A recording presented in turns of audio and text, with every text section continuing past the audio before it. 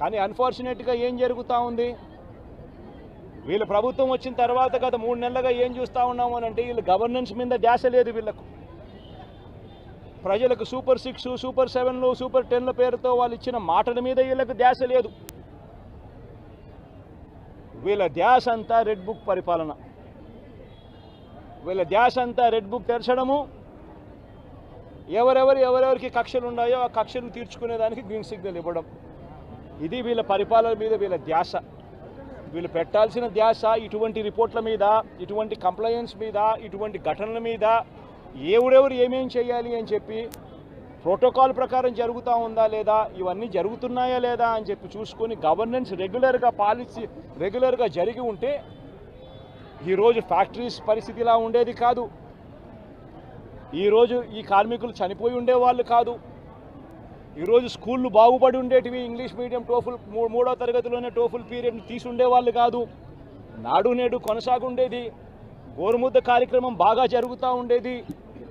ఇవన్నీ కూడా జరుగుతూ ఉండేటివి. ఒకవైపున స్కూళ్ళు నాశనం అయిపోయాయి, మరోవైపున హాస్పిటళ్ళకి సంబంధించి జనవరి నుంచి రావాల్సిన బిల్లులు, జనవరిలో బిల్లులు ఏదైనా ఉంటే ఫిబ్రవరిలో ఆ బిల్స్ ప్రాసెస్ చేస్తారు, మార్చిలో ఆ బిల్స్కి సంబంధించిన పేమెంట్ని క్లియర్ చేస్తారు. ఆరోగ్యశ్రీ నెట్వర్క్ హాస్పిటల్స్కి సంబంధించి మార్చి 16వ తారీఖున కోడ్ వచ్చింది. ఇక అప్పటి నుంచి జనవరికి సంబంధించిన బిల్లులు పూర్తి జనవరికి సంబంధించినప్పటి నుంచి ఇప్పటిదాకా ఆరోగ్యశ్రీ బిల్లులు నెట్వర్క్ హాస్పిటల్లో ఇవ్వడం లేదు. ఆరోగ్యశ్రీ హాస్పిటల్కు బిల్లులు రావడం లేదు కాబట్టి ఏ పేషెంట్ అయినా హాస్పిటల్కి పోతే ఆ హాస్పిటల్లో ఆ పేషెంట్ డబ్బులు లేక కట్టలేని పరిస్థితిలో, పేషెంట్ అధ్వానమైన పరిస్థితిలో బతుకుతూ ఉన్నాడు. పట్టించుకునే నాతుడు లేడు. పిల్లలకు సంబంధించిన ఫీజు రీయింబర్స్మెంట్ అనే కార్యక్రమం గతంలో వైఎస్ఆర్సీపీ ఉన్నప్పుడు ఏ రకంగా జరిగేది? ప్రతి 3 నెలలకు ఒకసారి, ప్రతి త్రైమాసికం అయిపోయిన వెంటనే, ఆ త్రైమాసికం అయిపోయిన వెంటనే ఫీజు రీయింబర్స్మెంట్ కింద విద్యా దీవెన అన్నది ఆ తల్లుల ఖాతాల్లోకి జమ అయ్యేది. ఈరోజు 2 క్వార్టర్స్ అయిపోయాయి, 2 త్రైమాసికాలు అయిపోయాయి. జనవరి, ఫిబ్రవరి, మార్చు, ఏప్రిల్, మే, జూను.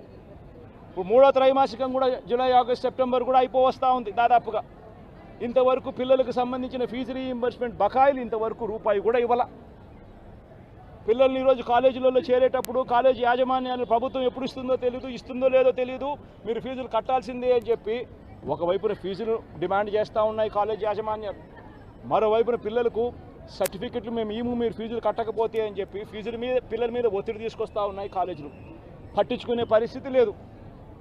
వ్యవసాయం ముమ్మరంగా సాగుతూ ఉంది. రైతులందరికీ కూడా పెట్టుబడి సహాయం కింద 20,000 రూపాయలని ఇస్తానన్నాడు. ఆ పెట్టుబడి సహాయం ఏమైందని రైతు అడుగుతూ ఉన్నాడు. గతంలో కనీసం 13,500 వచ్చేది. ఈరోజు పెట్టుబడి సహాయం కింద 20,000 ఇస్తానన్నాడు. ఇంతవరకు రూపాయి ఇలా పెట్టుబడి సహాయం పోయింది. రైతులకు సంబంధించి ఇన్సూరెన్స్ సొమ్ము, రైతులకు ఇంతకుముందు ఉచితంగా పంటల బీమా వచ్చే పరిస్థితి నుంచి ఆ ఉచితంగా కట్టాల్సిన పంటల బీమాకు సంబంధించి మామూలుగా ప్రతి సంవత్సరం ఏప్రిల్, మేలో ఆ ఇన్సూరెన్స్ ప్రీమియం కట్టాలి. 2023-24కు సంబంధించిన ఖరీఫ్కు సంబంధించిన ఇన్సూరెన్స్ సొమ్ము రావాలి అని అంటే 2024 ఏప్రిల్, మేలో ప్రభుత్వం డబ్బులు కడితే, ఆ మేలో ప్రభుత్వం డబ్బులు కడితే మ్యాచింగ్ గ్రాంట్ సెంట్రల్ గవర్నమెంట్ కూడా ఇచ్చి జూన్ మాసంలో ఇన్సూరెన్స్ సొమ్ము కూడా ప్రభుత్వం ప్రతి సంవత్సరం ఇస్తూ వచ్చింది. ఆ ప్రక్రియను పూర్తిగా నాశనం చేశారు. ఇన్సూరెన్స్ సొమ్ము కూడా రాని పరిస్థితిలో ఈరోజు రైతన్న ఉన్నాడు. ఉచిత పంటల బీమా గాలికి ఎగిరిపోయింది. ఈ క్రాప్ అనేది గాలికి ఎగిరిపోయింది. రైతులందరూ కూడా ఈరోజు క్యూలలో నిలబడతా ఉన్న పరిస్థితులు కనబడతా ఉన్నాయి. కనీసం ఎరువులు కావాలన్నా, విత్తనాలు కావాలన్నా దారుణమైన పరిస్థితిలోకి వెళ్ళిపోయింది. గడప వద్దకే, ఇంటి వద్దకే వచ్చే పెన్షన్ ఆగిపోయింది. గడప వద్దకే, ఇంటి వద్దకే వచ్చే రేషన్ ఆగిపోయింది, పెన్షన్ ఆగిపోయింది. ఈరోజు మళ్ళీ ప్రతి వ్యవస్థలో కూడా ఏం జరుగుతూ ఉందనంటే కరప్షన్ విపరీతంగా పెరిగిపోయింది, డిస్క్రిమినేషన్ అనేది విపరీతంగా పెరిగిపోయింది. తెలుగుదేశం నాయకుల చుట్టూ వీళ్ళంతా తిరుగుతే తప్పనించి రాని పరిస్థితి అని చెప్పి ఏకంగా మెసేజ్ పంపిస్తూ ఉన్నారు.